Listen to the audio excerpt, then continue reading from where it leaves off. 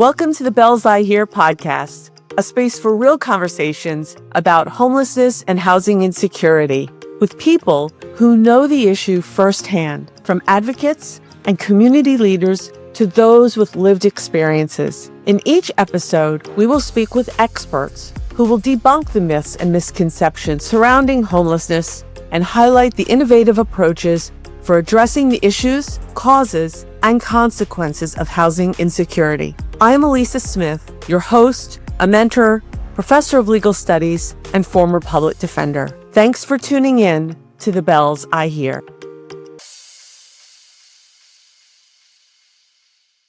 Today, I'm joined by Cynthia Amadeo. We'll be talking about the intersection of domestic violence, disability, and housing, and what real support looks like for survivors and families. Cynthia, thank you so much for being here. Thank you for having me today. Now, Cynthia, you bring so much of a deep experience for this conversation. You are a licensed mental health counselor and the CEO of Barrier Free Living, and you spent decades supporting survivors and families. So, before becoming the CEO of Barrier Free Living, you worked closely with children and survivors. What gives you hope even when the work feels heavy? I mean, because this is heavy work. It's not easy. Well, thank you so much for starting with that question. And before I dive in, I just want to talk a little bit about the work that we do at Barrier Free Living to give some context. So we're a domestic violence organization that serves specifically survivors with disabilities. And we have a variety of programs to meet that mission. We provide counseling services and case management services through our Secret Garden program. We have a domestic violence crisis shelter for folks who have immediate safety needs that's fully ADA accessible. And we have several supportive housing programs that's permanent housing for folks who need just a little extra support. And our goal there is that folks stay stably housed and out of the homeless shelter system. So yes, I have been doing this for a number of years now. And the way I got started was when I started college, I wanted to be a pediatrician. Very different from what I'm doing now. And I quickly realized that was not the work I wanted to do. And what happened was, through career services, I ended up doing psychology and women's studies. And I started doing some internships and volunteer work at shelters. And there's this little boy, he was about 5 years old at the time, and he witnessed a lot of trauma, and he was acting out a lot of things that he was taught home prior to coming into the shelter. And I learned in that moment that there was no services for the kids other than recreational services. There was no therapeutic services or counseling support at the time. And that's when I realized this was the work that I wanted to do, that there was a gap. And I started at Barrier Free Living soon after my career started as the children's counselor. And at the time, having counseling services on site at a shelter was innovative. Most shelters weren't providing that service. They were providing recreational services, but not therapeutic services. And that's where I started learning a lot about that intersection of domestic violence and disabilities and the impact that it was having on folks and the lack of resources. And the more I learn, the more I come to find out I have more to learn. And that's what keeps the hope going, is that there's a lot of people and services out there that want to keep learning more, that want to do better. And we at Barrier Free Living want to be part of that.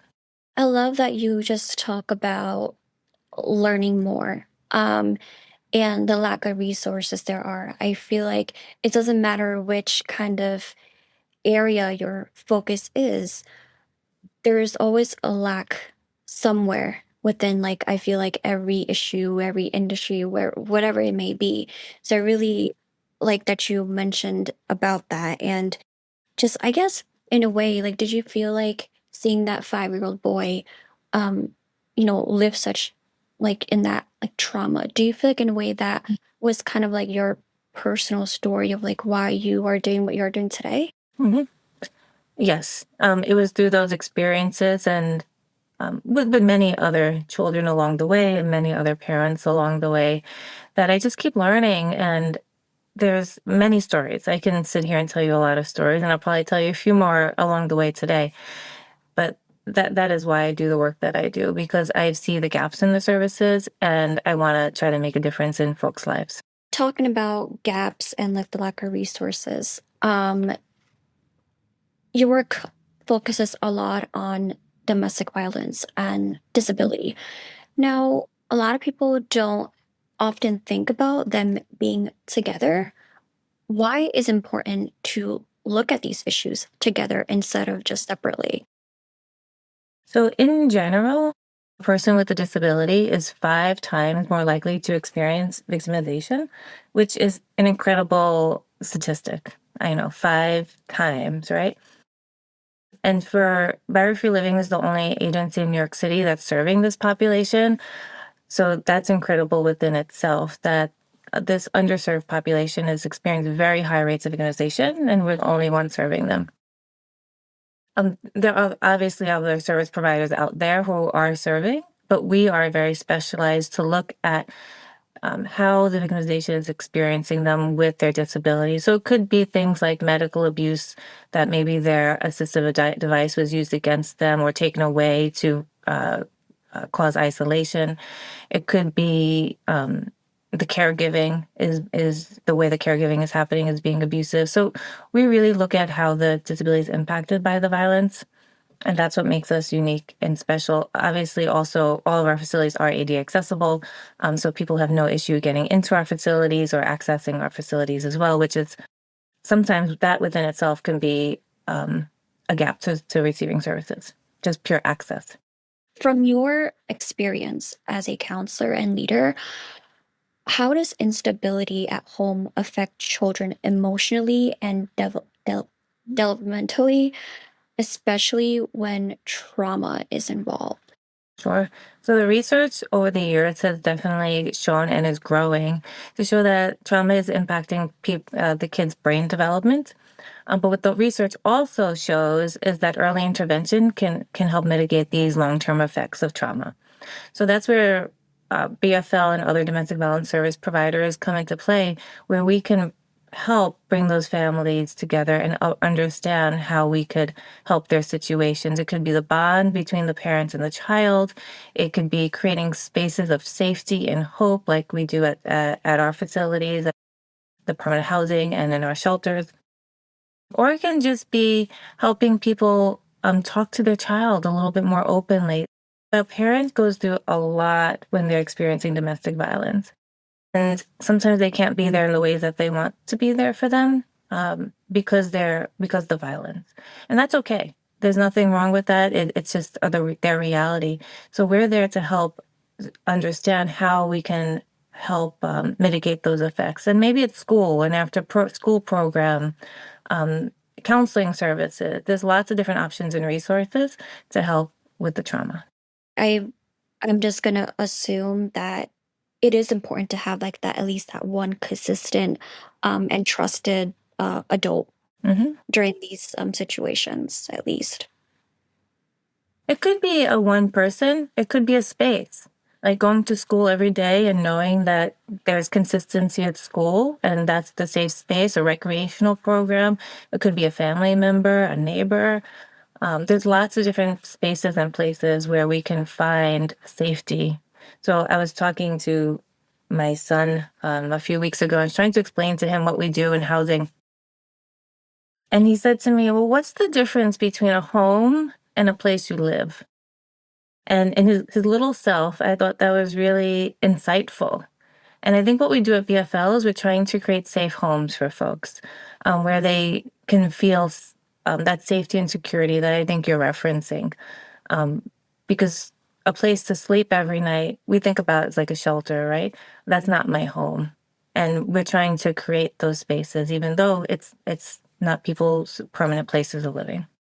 Do you ever find yourself kind of like, hmm, okay, how do I answer this in like a way where he can understand, but like where he can also see like it is an actual issue and people like him, like his age, around his age, are going through this Yeah. such traumatic experience.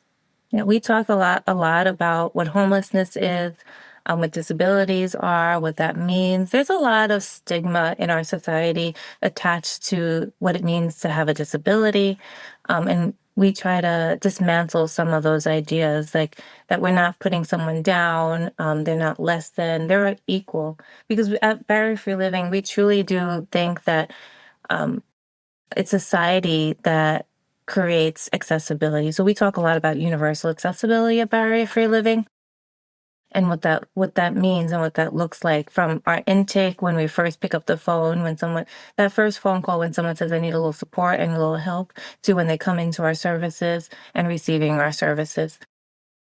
We really try to create very welcoming environments and looking at the person, not just their disability, look beyond what the disability is. And that's really starting to create systematic change in the way we view the person that's sitting in front of us. Can you talk to me a little bit about like how those services look? Because every place is different. How to not only just welcome people, but like also like building that trust. Like you can trust me, you can trust us. We're not gonna hurt you. We're not gonna kind of have you relive like your trauma. So trust is built. I don't expect anybody to trust me or anybody at Barrier Free Living until we prove ourselves that we're trustworthy. That's healthy boundaries, right? That's a great way of forming healthy relationships. So I've worked many jobs at Barrier Free Living, and one of the things that I used to do is screening. So I was the person who was picking up the phone call, and I was determining if if you're eligible for shelter or not. And even over the phone, one way I created trust in that moment was by giving people options. Because a lot of times people are just said, call this number, or they're told to call this number. And they don't really know what they're calling for, what they're looking for, or what is even available to them. So I would explain to them what their options are. And I do find that as our job at Barrier Free Living, it's our goal to give people options, and then they can make choices for themselves. So that's how we help build trust, is once you have open conversations and we trust our survivors that they know best about what they need for themselves in that moment. Able to share one story that really sticks by you today, from a survivor that you guys helped. Sure. We over the years we've had a lot of survivors that we've seen over the years, but I think when we see somebody coming in and they're really, really down, particularly when they're coming into our shelter, and we start seeing them grow, all of a sudden, maybe they're doing their hair, they're feeling a little more confident.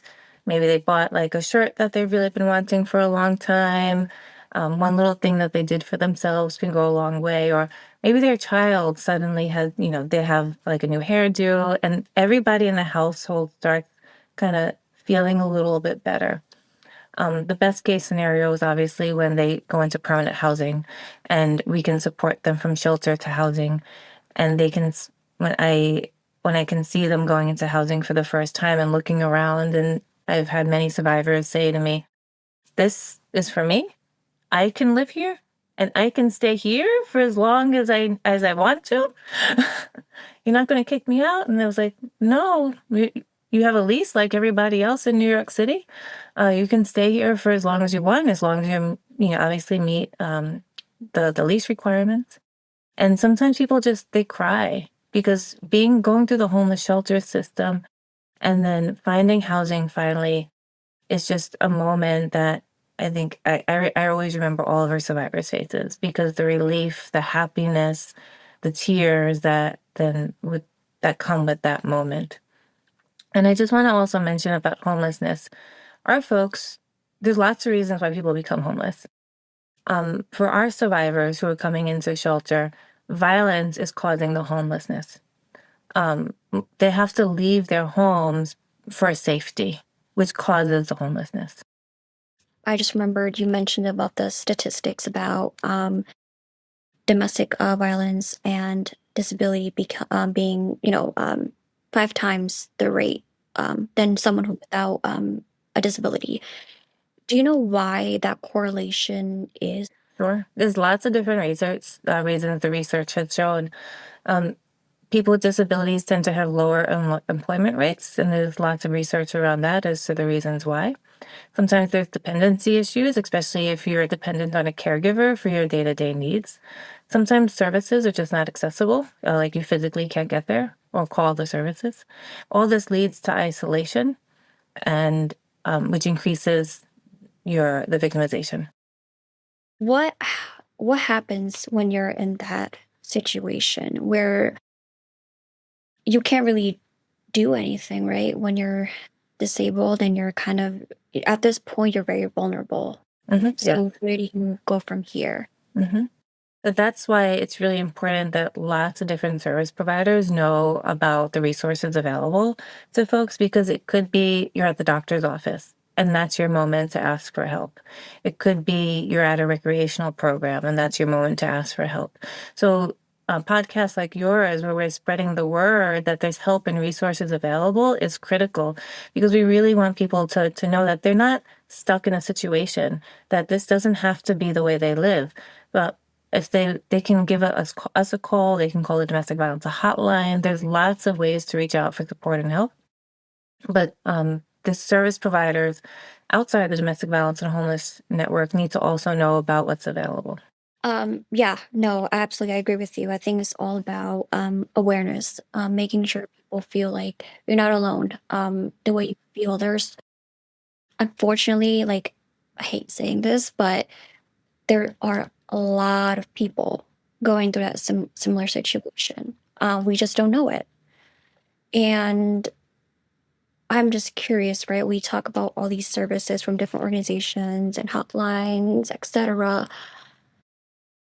What are things that need to, I guess, in like the policy perspective, what are some things that need to come into play to make it even better? Like, are you in communication with certain council members? Mhm. Or are you sort of like any sort of talks with providing more resources and I guess awareness?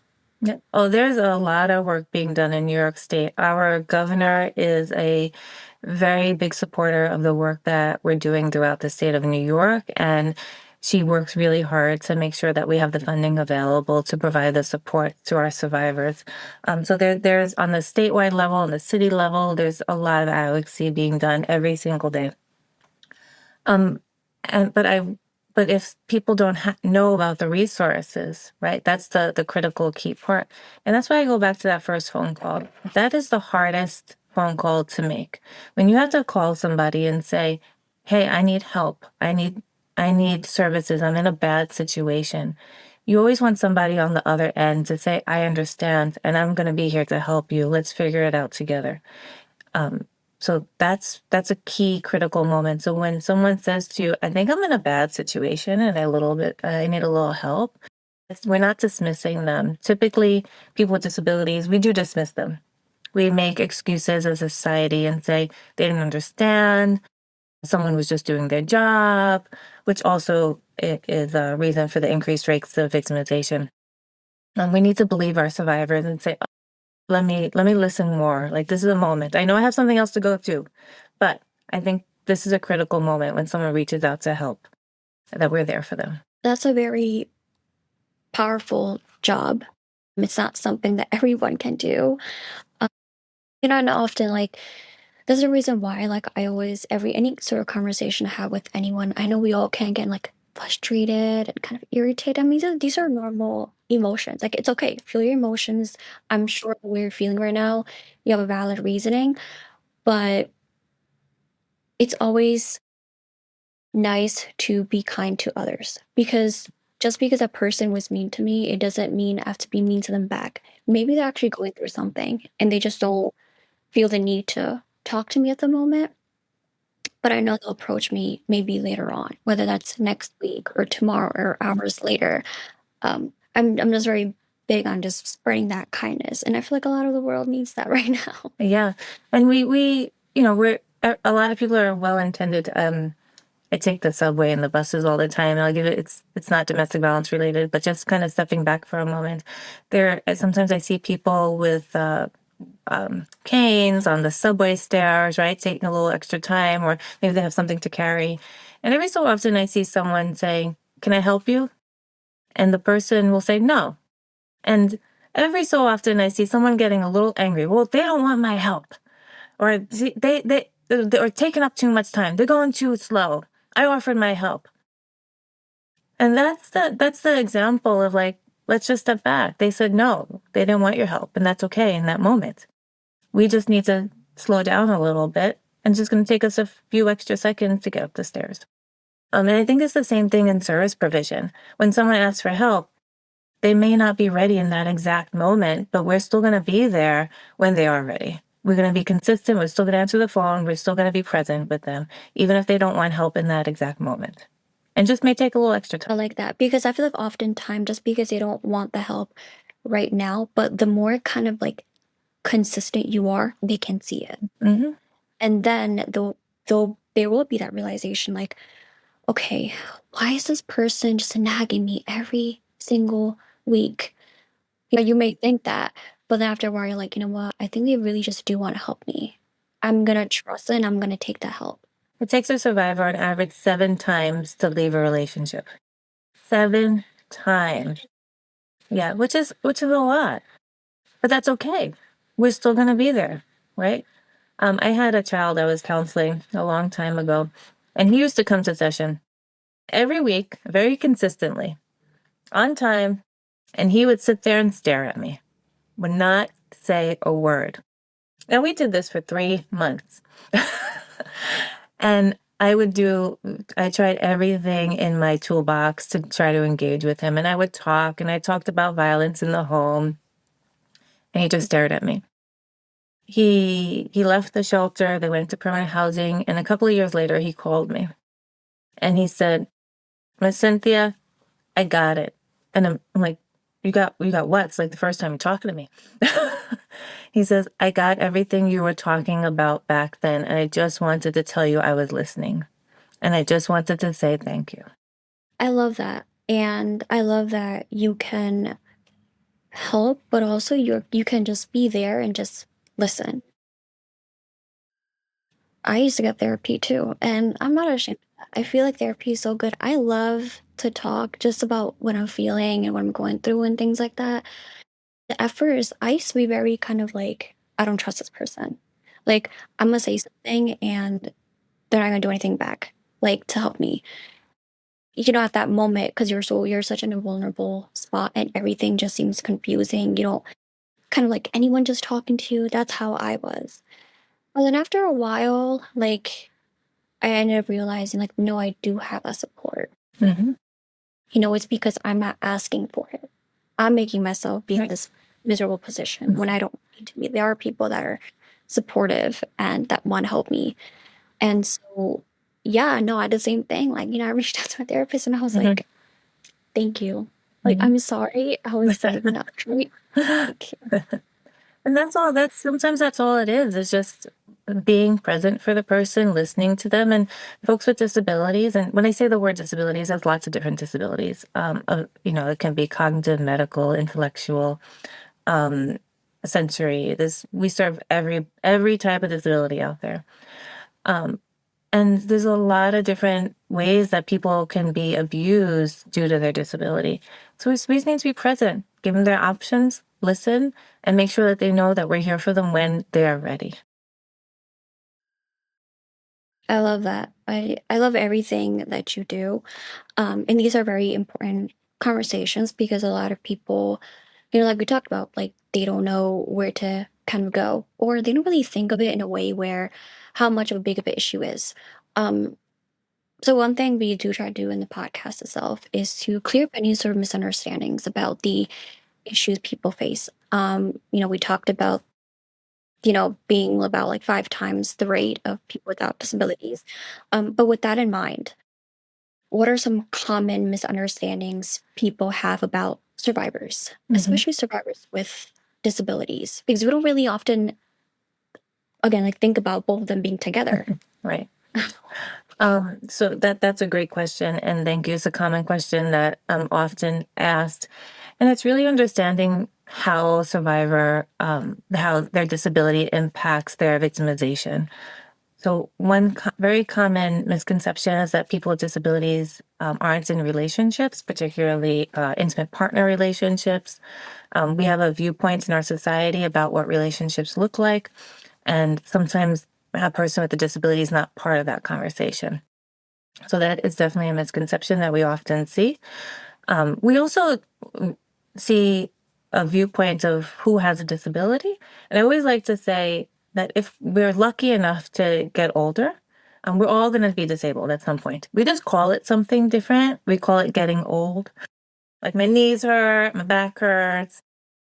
Yeah, I got to go to the doctor all the time now after a certain age. But that's the reality.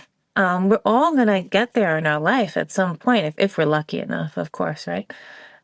So really kind of expanding what a disability is and what it means for people, and just creating spaces that everyone can appreciate and have access to, not just a certain population. I think those are some of the misconceptions that I see. I like that you mentioned about um us, we're all going to be disabled at one point in life, but it doesn't always have to be like, my knees hurt, Right. being in a wheelchair, but it comes in all different forms. But you're right. I feel like often, I mean, I've had these conversations about like disability, and whoever I'm having a conversation with, they automatically think like I'm talking about someone who's in a wheelchair. No, that's not like, it's so kind of like stigmatized in a way Yes. where it's like, no, like it comes in all forms, which you mentioned great. Um, how do those misunderstandings make it harder for people to ask for help and get the support they need? hmm So folks with disabilities tend to often get used to being told no, or this place is not for you, or that service is not for you. So they just stop asking for help. So at some point, it becomes, well, you deserve the help, you deserve the resources, you deserve all these things that everybody else has. And those are some of the things, those conversations that we have at Barrier Free Living often, is that you deserve the same things that everybody else has. It's not that you're different or you're an other or you're less than just because you have this condition. I can often like understand like why, those who are disabled can feel, I guess, somewhat targeted, right? In any sort of situation. For example, if you're applying for a job or something, the section they have, which the disability section, of course, obviously, like the job should know just in case if like there are certain tasks that for you may take a longer time. And then it does make me think like, if someone puts like they do have like a certain kind of disability, does that limit them from getting that job? hmm Right? Because you mentioned like they deserve regular things, just like a normal person. Right, they're normal. They are normal, like everybody else. So yes, that does happen still, unfortunately, that if you say that you have a visual disability, or if you're deaf or hard of hearing, or maybe you have some physical needs that for the workplace, that people don't get the job. It goes back to what I was saying earlier about employment for folks with disability is lower because of certain aspects of what happens in our society. That's just a reality. So we do hire folks with disabilities, just like we work with people with disabilities. We don't have an issue. We have staff that are deaf with visual impairments. We have people with learning disabilities, ADHD, for example. I have someone said to me, well, I have this diagnosis and I can be a little scattered. I was like, can you do the job? And they said, yes. I said, that's all that really matters to me. What accommodations do you need? And we have the conversation about what that looks like. Maybe it's using a certain computer program, for example, right? So you can see the computer screen better, or getting a bigger screen. What people ask typically is not out of the norm, the things that we can easily purchase or get for them. We do the same thing for our folks that we're serving, so they can easily access the services with no problems. And I think it's starting to shift that mindset a little bit. If you look at our society, closed captioning is like normal now. For lots of different people, right? Not just folks who are deaf or hard of hearing. We kind of expect it on every screen that we use, including the TV. We hit that little button, text 10 seconds back, or we now use the remote to say, what was that? So closed caption has become a normal part of our society. We expect it there now. But it started out as a disability accommodation. So this is how our society shifts and changes to accept folks with disabilities and create universal access. Would you say for people who are experiencing, any sort of housing instability or unsafe situations, it's the resources that would make the biggest difference right now at this very moment? hmm So obviously, the shelter system in New York is an expansive system but there are resources available. I know people feel sometimes that that's not for me, or I can't go do that. So there's definitely options. There's also lots of different options in our services, for rapid rehousing, for example, or assistance with eviction prevention. Some people have to pick up the phone and figure out what their options are. And it's our job, again, to give the options so people can make the best choices for themselves. Before we wrap up, anyone who is listening who may need that support or who wants to learn more to help someone they may know Mhm. or just help in general, where can people go to get information or reach out to help? So you can go to our website, which is www.bflnyc, as in Barrier Free Living, NYC, and it lists out all the programs that we offer with the phone numbers, and including our social media. We do have a chat feature on the website, and you also can email info@bflnyc.org.